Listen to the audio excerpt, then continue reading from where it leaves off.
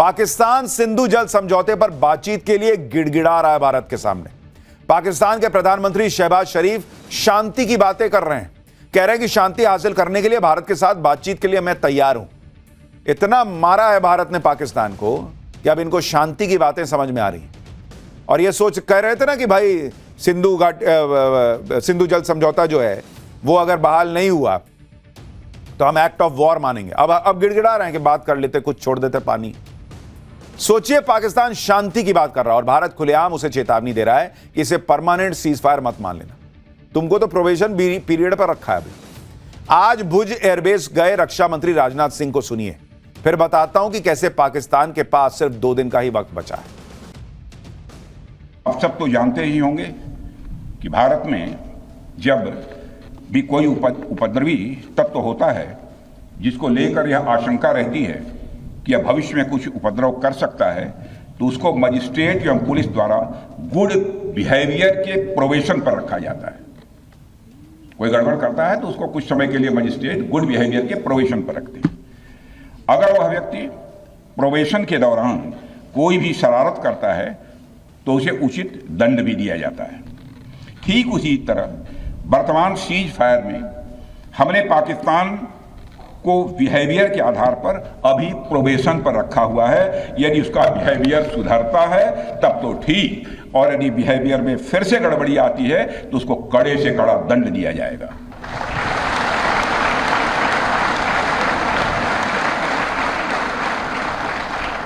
मैं फिर से इसे दोहराना चाहता हूं, अभी भारत ने पाकिस्तान को प्रोबेशन पर रखा है। यानी पाकिस्तान की घनघोर बेइज्जती जारी है और भारत भिगो भिगो के मान रहा है। रक्षा मंत्री राजनाथ सिंह जो कह रहे हैं वही बात पाकिस्तान भी कर रहा है। पाकिस्तान के विदेश मंत्री इशाक डार को सुनिए, वो कह रहे हैं कि मौजूदा सीज फायर 18 मई तक ही है, यानी ये स्थायी सीज फायर नहीं है, बल्कि पाकिस्तान को कुछ दिन की मोहलत दी गई है। इस मोहलत में पाकिस्तान को यह तय करना है कि वो भारत से फिर से पिटना चाहता है या भारत की बात मानकर खुद को बचाना चाहता है। भारत पाकिस्तान को बता चुका है कि अगर उसे तबाही की पूरी पिक्चर नहीं देखनी तो उसे क्या करना होगा। पहला, आतंकवाद की दुकान पर ताला लगाना होगा। दूसरा, मसूद अजहर, हाफिज सईद और जितने भी आतंकियों की लिस्ट भारत ने दी है उन्हें भारत के हवाले करना होगा। तीसरा, पीओके से अपना अवैध कब्जा हटाना होगा। यह सब करके पाकिस्तान भारत के कहर से बच सकता है। केंद्रीय मंत्री जी किशन रेड्डी पाकिस्तान को यही कह रहे हैं, सुनिए एक बार। ऑपरेशन सिंदूर खत्म नहीं हुआ है जब तक पाकिस्तान के जितने भी अभी घूम रहे वो लोगों को जो भारत में आकर भारत में आतंकवाद का गतिविधि करके फिर पाकिस्तान के अंदर आज शरण ले रहे, पाकिस्तान के अंदर शेल्टर दे रहे, वैसे लोगों को भारत को जो हैंडओवर करना चाहिए ऐसा भारत डिमांड है। यही नंबर 1 डिमांड है। उसके अलावा पीओके भी छोड़ना चाहिए। 2 मेजर डिमांड है। इधर पाकिस्तान यह सोच रहा है कि भारत के कहर से बचना कैसे, उधर भारत में इंडी गठबंधन यह प्लान बना रहा है कि कैसे ऑपरेशन सिंदूर का क्रेडिट पीएम मोदी को ना मिल जाए। इसके लिए चाहे देश के शौर्य से ही क्यों ना समझौता करना पड़े। आप समाजवादी पार्टी के मुखिया अखिलेश यादव को सुन लीजिए, जो बीजेपी की तिरंगा यात्रा पर कह रहे हैं कि जश्न जीत का होना चाहिए, सीज फायर का नहीं। जश्न जीत का होना चाहिए, सीज का नहीं। और हमारे देश के लिए शांति सबसे सर्वोपरि है, लेकिन इसके साथ साथ हमारे बहुत सारे मसलों में दूसरे देश इंटरफेयर न करें, वही हमारे संविधान और हमारे लोकतंत्र की सबसे बड़ी पहचान रही है। अब आप खुद सोचिए, दुनिया में भारत का नाम हो रहा है, दुनिया में भारत के शौर्य का नाम हो रहा है, हमारे सैनिकों के शौर्य का नाम हो रहा है। भारत ने कैसे अंदर तक घुस के ठोक दिया पाकिस्तान को, एक न्यूक्लियर देश को, इसकी चर्चा चल रही है। और अखिलेश यादव कह रहे हैं कि जश्न तब मनना चाहिए जब जीत हो, सीज फायर का नहीं होना चाहिए। पता नहीं अखिलेश यादव की डिक्शनरी में जीत का क्या मतलब है। वो ऑपरेशन सिंदूर को जीत नहीं मान रहे, इसका मतलब भारत ने पाकिस्तान को घर में घुस के फोड़ दिया, ये उनको पसंद नहीं आ रहा है क्या? भारत ने पाकिस्तान के एयरबेस फोड़ दिए, उसे घर में घुसकर मारा। भारत की ताकत के आगे पाकिस्तान ने एक तरह से सरेंडर किया। इसे आप भारत की जीत नहीं कहेंगे तो क्या कहेंगे? लेकिन सवाल उठाने वालों में अखिलेश यादव अकेले नहीं है। कांग्रेस के नेता भी उनसे रेस लगा रहे हैं। कर्नाटक से कांग्रेस के विधायक कोथूर मंजुनाथ तो यहां तक बोल गए कि ऑपरेशन सिंदूर जैसा कुछ हुआ ही नहीं है। कांग्रेस विधायक ने कहा कि क्या किया, कुछ भी नहीं किया गया, बस दिखावे के लिए 3-4 विमान ऊपर से भेजे और वापस लौटाए। क्या इससे पहलगाम में मारे गए 26-28 लोगों की मौत की भरपाई हो जाएगी? क्या हम महिलाओं को इसी तरह जवाब देंगे? क्या हम उन्हें ऐसे ही सांत्वना देंगे? क्या हम ऐसा करके उनको सम्मान दे रहे हैं? हम कह क्या रहे हैं, हमने उन्हें यहां मारा वहां मारा। यह तो हाल है कांग्रेस का। ऑपरेशन सिंदूर को लेकर किस लेवल की सियासत हो रही है, इसकी एक और तस्वीर आपको दिखाता हूं। कांग्रेस पार्टी अमेरिकी राष्ट्रपति डोनाल्ड ट्रंप के बयान के आधार पर प्रधानमंत्री से पूछ रही है कि क्या व्यापार की धमकी देकर सीज फायर कराया गया, जबकि विदेश मंत्रालय पहले ही क्लियर कर चुका है कि पाकिस्तान से तनाव के बीच अमेरिका और भारत के नेताओं के बीच व्यापार पर कोई बातचीत ही नहीं हुई थी। लेकिन इनको अपने विदेश मंत्रालय पर भरोसा नहीं है। वो ट्रंप जो बार बार बयान बदल रहे हैं उन पर भरोसा है। सीज फायर पर पीएम मोदी को कोसने वाली कांग्रेस बार बार इंदिरा गांधी का नाम भी ले रही। इंदिरा गांधी का नाम लेकर पीएम मोदी के फैसलों और ऑपरेशन सिंदूर का कम आंका जा रहा है। लेकिन जब कांग्रेस इंदिरा गांधी का नाम लेकर ऐसे वक्त में भी राजनीति कर रही है तो उसका वो इतिहास भी सामने आ गया जो इतिहास इंदिरा गांधी से जुड़ा है और जिससे कांग्रेस पर गंभीर सवाल उठे। साल 1974 में भारत ने अपना पहला न्यूक्लियर टेस्ट किया था, आपको याद होगा। आपको जानकर हैरानी होगी कि उस वक्त इंदिरा गांधी ने पाकिस्तान को न्यूक्लियर टेक्नोलॉजी देने का ऑफर दिया था। विकीलीक्स में इसका खुलासा हुआ। इंदिरा गांधी ने पाकिस्तान को शांतिपूर्ण इस्तेमाल के लिए न्यूक्लियर टेक्नोलॉजी देने का ऑफर किया था, यह जानते हुए भी कि पाकिस्तान किस तरह का देश है। अमेरिकी दूतावास की तरफ से इंदिरा गांधी के बयान के हवाले से विकीलीक्स यह खुलासा कर चुका है। साल 1974 में इंदिरा गांधी ने पाकिस्तान के तब के प्रधानमंत्री जुल्फिकार अली भुट्टो को लेटर लिखा था और न्यूक्लियर टेक्नोलॉजी साझा करने का ऑफर दिया था, लेकिन पाकिस्तान की तरफ से इस ऑफर को ठुकरा दिया गया था। माना जाता है कि पाकिस्तान को यह ऑफर देने के पीछे इंदिरा गांधी की यह सोच थी कि न्यूक्लियर टेस्ट के साथ ही भारत इंटरनेशनल न्यूक्लियर सिस्टम का हिस्सा बन जाएगा और इसके जरिए वो पाकिस्तान पर निगरानी रख पाएगा। लेकिन इंदिरा गांधी का यह अंदाजा गलत साबित हुआ। न्यूक्लियर टेस्ट के साथ ही भारत पर कई प्रतिबंध लगा दिए गए थे।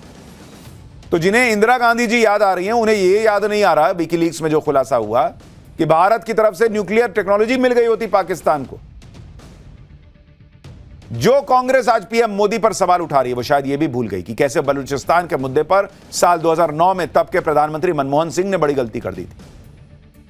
साल 2009 में मिस्र के शर्म अल शेख में मनमोहन सिंह और पाकिस्तान के तब के प्रधानमंत्री यूसुफ रजा गिलानी के बीच बातचीत हुई थी। 16 जुलाई 2009 को जारी दोनों नेताओं के साझा बयान में पहली बार बलूचिस्तान का जिक्र आया था और यह भारत के लिए बड़ी हार थी, क्योंकि पाकिस्तान सालों से माहौल बनाता रहा है कि बलूचिस्तान में जो हिंसा हो रही है उसके पीछे भारत है और पाकिस्तान का यह आरोप अब साझा बयान में आ गया था। यही भारत से बड़ी भूल हो गई थी, क्योंकि वो मौका था जब भारत को पाकिस्तान से मुंबई हमले का हिसाब लेना था। लेकिन पाकिस्तान बातचीत में बलूचिस्तान का मुद्दा जॉइंट स्टेटमेंट में ले आया, दुनिया को मैसेज दिया कि भारत भी उसके यहां आतंकवाद फैला रहा है। इतना ही नहीं, नवंबर 2008 में पाकिस्तान के आतंकियों ने मुंबई पर हमला किया और उसके करीब 8 महीने बाद मनमोहन सिंह पाकिस्तान से बातचीत कर रहे थे। पाकिस्तान से डोजियर आदान प्रदान चल रहा था, साझा बयान जारी हो रहे थे जिसमें भारत की तरफ से ब्लंडर कर रहे थे, जबकि भारत का स्टैंड यह होना चाहिए था कि पाकिस्तान के साथ तब कोई बात नहीं होगी जब तक वो मुंबई हमले के दोषियों पर एक्शन नहीं लेता। आप सोचिए, उस ज्वाइंट स्टेटमेंट में दोनों नेता इस बात पर राजी हुए थे कि दोनों देशों के लिए आतंकवाद सबसे बड़ा खतरा है। दोनों नेताओं ने यह संकल्प लिया था कि वो आतंकवाद को खत्म करने के लिए एक दूसरे का सहयोग करेंगे। किस बात का सहयोग करोगे भाई? आपने तो यह मान लिया कि इसका मतलब पाकिस्तान जो है वो पीड़ित देश है। यह कांग्रेस ने किया था मुंबई हमले के बाद और आज उनको इंदिरा गांधी याद आ रही हैं। आज इन लोगों को जो है वो सीज फायर में मजा नहीं आ रहा है। पाकिस्तान में घर में घुस के ठोक दिया, इन लोगों को जीत नहीं दिख रही है। इतना ही नहीं, उस बयान में मनमोहन सिंह ने पाकिस्तान से मुंबई हमले के आतंकियों पर कार्रवाई करने को कहा तो पाकिस्तान ने उन्हें भरोसा दिया कि उनसे जितना संभव होगा वो करेंगे। पाकिस्तान के प्रधानमंत्री ने उस वक्त मनमोहन सिंह को मुंबई हमले की जांच के लिए एक अपडेटेड डोजियर सौंपा और मनमोहन सिंह से अतिरिक्त जानकारी मांगी, जिस पर मनमोहन सिंह ने कहा कि वो इसका रिव्यू करेंगे। मतलब वो ये माने बैठे थे कि पाकिस्तान अपने यहां के आतंकी जो उसने खुद भेजे उन पर एक्शन लेगा। ये मनमोहन सिंह थे, ये कांग्रेस की सरकार थी जिन्हें घर में घुस के ठोक दिया तो सीज फायर क्यों किया, ये क्यों किया, वो क्यों किया, आज सवाल पूछ रहे हैं। कहानी यहां भी खत्म नहीं हुई। दोनों नेताओं ने यह भी तय किया कि वो आतंकवाद के मुद्दे पर रियल टाइम और पुख्ता जानकारी साझा करेंगे। मतलब जो देश आतंकवाद फैला रहा है, कांग्रेस की यूपीए की सरकार मान रही थी कि वो उनको बताएगा कि कब मेरे आतंकी आने वाले हैं। सुनिए, हम भेज रहे हैं। और उन्होंने माना कि बातचीत ही एकमात्र विकल्प है आगे बढ़ने का। इतना ही नहीं, आतंकवाद पर एक्शन और बातचीत को अलग अलग कर दिया गया। मनमोहन सिंह ने कह दिया कि वो पाकिस्तान के साथ सभी मुद्दों पर चर्चा करने को तैयार हैं, जिसमें पिछले मुद्दे भी शामिल हैं। आप सोचिए बॉस, इस तरह की सरकार थी इस देश में जो पाकिस्तान को ठोकना तो दूर, पाकिस्तान से बातचीत कर रही है, जॉइंट स्टेटमेंट में बलूचिस्तान ले आ रही है। ऐसा लग रहा है दोनों आतंकवाद से पीड़ित देश हैं। पाकिस्तान का कॉलर पकड़कर उससे आतंकवाद पर जवाब मांगने की बजाय उसके साथ बातचीत बढ़ाने की बातें करने वाले लोग आज पूछ रहे हैं कि सीज फायर क्यों किया। इधर कांग्रेस राजनीति कर रही है, उधर पीएम मोदी देखिए जो कर रहे हैं वो आपको चौंका देगा। पाकिस्तान को ग्लोबल लेवल पर एक्सपोज करने के लिए भारत अलग अलग देशों में अपने सांसद भेजने जा रहा है। सांसदों के इस दल में अलग अलग पार्टी के नेता होंगे। ये सांसद भारत की राजनीतिक एकता का संदेश तो देंगे ही, साथ ही आतंकवाद के मुद्दे पर पाकिस्तान को एक्सपोज करेंगे। 22 या 23 मई से ये सांसद अलग अलग देशों में जाएंगे, आतंकवाद के खिलाफ भारत के युद्ध के बारे में बताएंगे। और इस डेलीगेशन में कांग्रेस के नेता भी होंगे कहा जा रहा है। टीएमसी, डीएमके, शरद पवार की एनसीपी, बीजेडी, सीपीआईएम जैसी पार्टियों के अलावा कुछ और पार्टियों के नेता भी होंगे। कुछ चर्चा तो यह भी है कि इसमें ओवैसी का नाम भी हो सकता है, जो लगातार पाकिस्तान को अभी एक्सपोज कर रहे थे। यह है नरेंद्र मोदी, जो बता प्रधानमंत्री दुनिया में पाकिस्तान को एक्सपोज करने जा रहे हैं, तो सिर्फ अपने बीजेपी के सांसद नहीं भेज रहे, क्योंकि दुनिया भी कहेगी कि अच्छा ये तो आपके ही पार्टी के लोग हैं ना। वो कह रहे हैं कि भाई भारतीय के तौर पर कांग्रेस सांसद को भी ले जाओ, टीएमसी के सांसद को भी ले जाओ, सबको दिखाओ कि देखो हम लोग मिल के आए हैं आपको बताने के लिए कि पाकिस्तान कैसा झूठा देश है, कैसा दो कौड़ी का देश है। लेकिन पीएम मोदी के इस स्टैंड में भी कांग्रेस को खोट दिख रही है। कांग्रेस की तरफ से कहा जा रहा है कि PM Modi all party meeting में नहीं आए, संसद का विशेष सत्र बुलाया नहीं और अब अचानक से डेलीगेशन भेजने की बात आ गई। हालांकि अब कांग्रेस कह रही है कि वो अपना डेलीगेशन भेजेगी। सांसदों का जो दल जाने वाला है उसमें अनुराग ठाकुर, मनीष तिवारी, प्रियंका चतुर्वेदी, संबित पात्रा और शशि थरूर का नाम है। हालांकि शशि थरूर को लेकर कांग्रेस के अंदर काफी घमासान मचा है। ऐसी खबरें हैं कि सीज फायर पर मोदी सरकार का बचाव करने की वजह से पार्टी उनसे खुश नहीं है। इस संबंध में जब शशि थरूर से सवाल किया गया तो उन्होंने कहा कि एक भारतीय होने के नाते उन्होंने अपनी बात देश और दुनिया के सामने रखी। यानी विपक्ष के जो नेता भारत में पीएम मोदी पर सवाल उठा रहे हैं, वो अब दुनिया में ऑपरेशन सिंदूर की वाहवाही करेंगे। पीएम मोदी के इसी दांव ने विपक्ष को फंसा दिया है।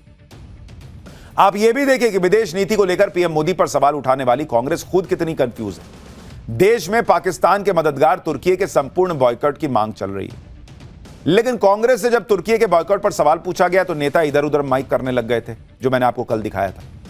अब आप यह भी देखिए कि यहां कांग्रेस नरेंद्र मोदी के खिलाफ माहौल बनाने में जुटी है, उधर नरेंद्र मोदी के खौफ से असीम मुनीर की कैसे नींद उड़ी है। इन लोगों को नहीं दिखेगा, लेकिन दुनिया को दिख रहा है। प्रधानमंत्री नरेंद्र मोदी का नेतृत्व और भारतीय सेना का शौर्य, इन दोनों के किलर कॉम्बिनेशन ने पाकिस्तान का धुआं उड़ाया। ऑपरेशन सिंदूर का ऐसा खौफ छाया कि असीम मुनीर तो बोरिया बिस्तर समेटने लगा है। रावलपिंडी में पाकिस्तानी फौज का घर ही उजड़ गया है। भारत के डर से पाकिस्तानी आर्मी अपना बोरिया बिस्तर लेकर कहां भाग रही है और असीम मुनीर ने अब कहां छिपने की प्लानिंग की है, यह आज आपको बताऊंगा। लेकिन पहले देखिए कि पाकिस्तान इकलौता देश है जो अपनी तबाही का जश्न मनाता है, अपनी हार को सेलिब्रेट करता है, और आज पाकिस्तान में यही चल रहा है। पाकिस्तान में यौमे तशक्कुर मनाया जा रहा है। यौमे तशक्कुर यानी थैंक्स गिविंग डे। देखिए वो लोग पटाखे फोड़ रहे हैं।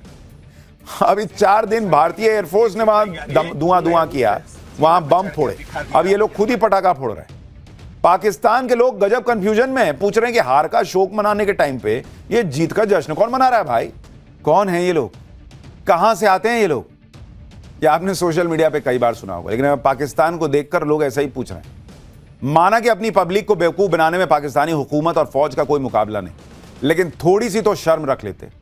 अपने देश को यह तो बता देते कि भारत ने इतना ठोका कि पाकिस्तानी फौज को अपना ठिकाना बदलना पड़ रहा है। खबर है कि पाकिस्तानी सेना के हेडक्वार्टर, जिसे GHQ कहा जाता है, उसे रावलपिंडी से हटाया जा रहा है।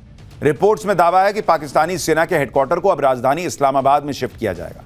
खबर यह भी है कि पाकिस्तानी फौज ने रावलपिंडी में अपने हेडक्वार्टर में बोरिया बिस्तर समेटना शुरू कर दिया है, और जिस असीम मुनीर के बारे में खबरें चल रही थी कि वो भारतीय हमलों से डरकर बंकर में छिप गया था, वो असीम मुनीर भी रावलपिंडी छोड़कर इस्लामाबाद शिफ्ट हो चुका है।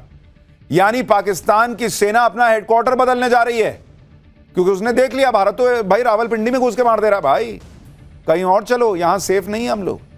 धीरे धीरे करते करते ये लोग पाकिस्तान छोड़ के कहीं चले जाएंगे, क्योंकि पूरा पाकिस्तान ही इनके लिए सेफ नहीं है। भारत कहीं भी मार देता है, और अभी तो भारत ने पूरी ताकत दिखाई नहीं, ट्रेलर था, फिर भी पाकिस्तानी फौज की हालत खराब है। अब तक पाकिस्तानी फौज अपने आतंकियों को भारत के हमलों से बचाने के लिए उनके ठिकाने बदल रही थी। अब भारत से बचने के लिए खुद अपना ही ठिकाना बदल रही है। इस खौफ की वजह भी समझिए। दरअसल भारत ने रावलपिंडी में पाकिस्तानी एयरफोर्स के जिस नूर खान एयरबेस को मिसाइल से उड़ा दिया, जिसका वीडियो आप स्क्रीन पर देख रहे हैं, वहां से पाकिस्तानी सेना का हेडक्वार्टर कुछ ही किलोमीटर की दूरी पर है। जब भारत ने नूर खान एयरबेस को मिसाइल से तबाह कर दिया, तभी पाकिस्तान में खौफ फैल गया था। अब भारत का अगला टारगेट पाकिस्तानी सेना का हेडक्वार्टर होगा। लेकिन फिर पाकिस्तान सीज फायर के लिए गिड़गिड़ाने लगा। लेकिन अब पाकिस्तानी फौज को डर सता रहा है कि अगर भारत ने दोबारा हमला किया तो उसके टारगेट पर रावलपिंडी में उसका हेडक्वार्टर होगा। भारत कभी भी रावलपिंडी में आर्मी हेडक्वार्टर को निपटा सकता है। इसलिए असीम मुनीर ने आर्मी हेडक्वार्टर को इस्लामाबाद शिफ्ट करने का फैसला किया। खबर है कि असीम मुनीर तो भारत के हमलों के बाद से रावलपिंडी में अपने दफ्तर गया ही नहीं है। यह है भारत का डर जो असीम मुनीर के चेहरे पर अभी तक दिख रहा है। आप देखिए, कल शहबाज शरीफ के साथ घास फूस वाले टैंक पर खड़ा असीम मुनीर कितना घबराया हुआ दिख रहा है। वैसे असीम मुनीर का घबराना बनता भी है, क्योंकि पीएम मोदी पहले ही कह चुके हैं कि भारत ने पाकिस्तान के आतंकी और सैन्य ठिकानों पर अपनी जवाबी कार्रवाई को अभी सिर्फ सस्पेंड किया है। आज रक्षा मंत्री राजनाथ सिंह ने भी कह दिया कि अभी पिक्चर बची हुई है। तो यह मामला चल रहा है। सुनिए एक बार रक्षा मंत्री। कि ऑपरेशन सिंदूर अभी खत्म नहीं हुआ है। जो कुछ भी हुआ है वह सिर्फ एक ट्रेलर मात्र था। अब जब समय आएगा, जब भी सही समय आएगा, तो हम पूरी पिक्चर भी दुनिया को दिखाएंगे।